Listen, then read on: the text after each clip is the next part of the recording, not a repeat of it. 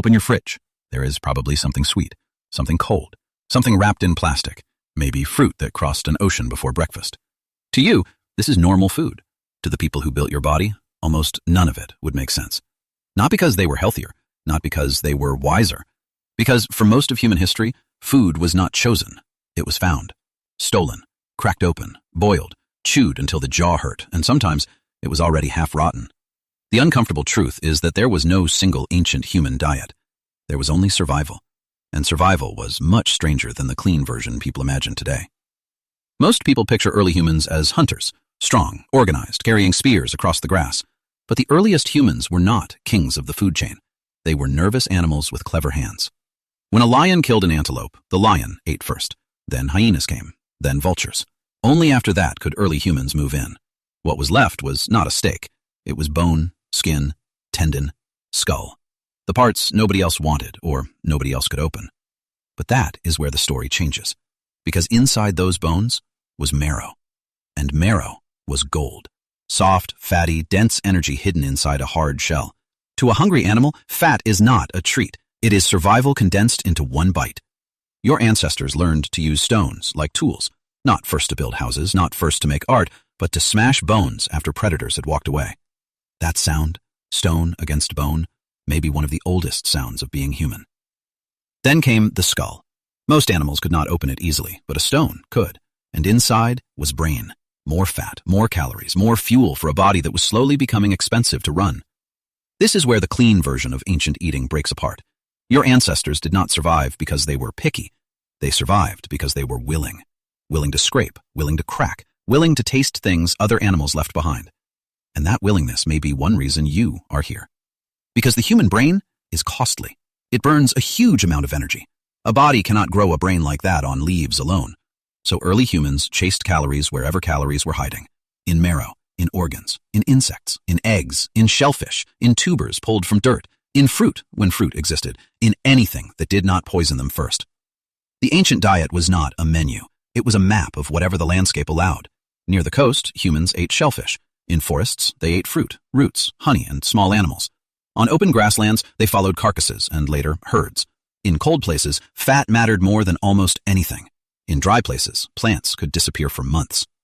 This is why the idea of one perfect ancestral diet is mostly a fantasy.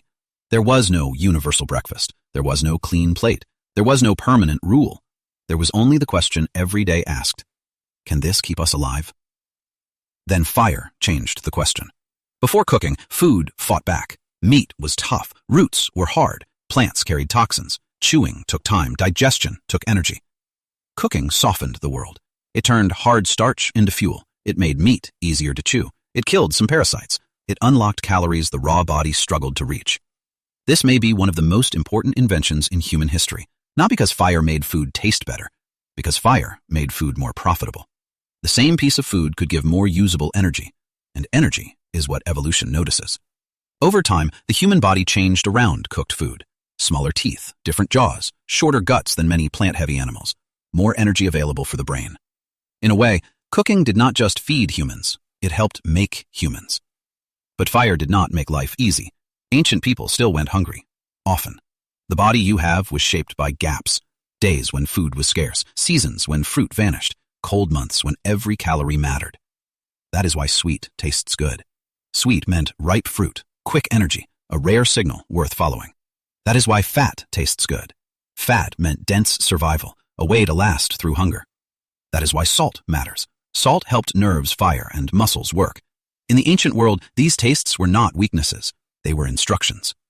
The problem is that the instructions never updated. Your tongue still treats sweetness like a rare discovery. Your brain still treats fat like a prize.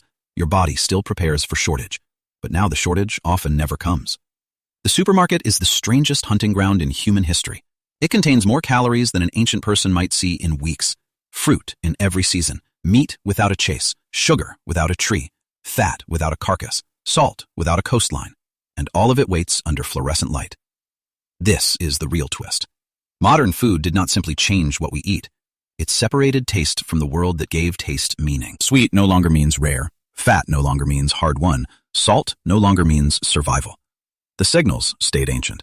The environment became industrial. That mismatch is inside almost every craving you have. But ancient humans were not eating perfectly either. They ate parasites by accident. They ate spoiled meat when they had to. They cracked bones from dead animals. They swallowed grit with ground plants. They burned food. They starved. They experimented constantly, and sometimes the experiment killed them. The past was not clean. It was adaptive. And that difference matters. Because when people say humans were meant to eat naturally, they usually imagine nature as gentle. Nature was not gentle. Nature was a locked pantry. Every species was trying to get in. Humans won by becoming generalists, not the strongest teeth, not the fastest legs, not the sharpest claws, but hands that could test, brains that could remember, groups that could share, fire that could transform, and a stomach willing to negotiate with almost anything.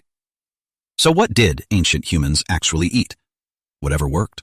Sometimes marrow, sometimes berries, sometimes fish, sometimes roots, sometimes insects, sometimes organs, sometimes food that would make a modern person gag, and sometimes nothing at all. That is the part modern life hides from you. Your body was not built around abundance. It was built around uncertainty. Every craving is an old message from that world. Every snack aisle is a trap built for that message. And every time you reach for sugar, fat, or salt, you are not just making a modern choice. You are hearing an ancient survival system, one that still thinks food might disappear tomorrow. Your cravings are not modern. The world around them is.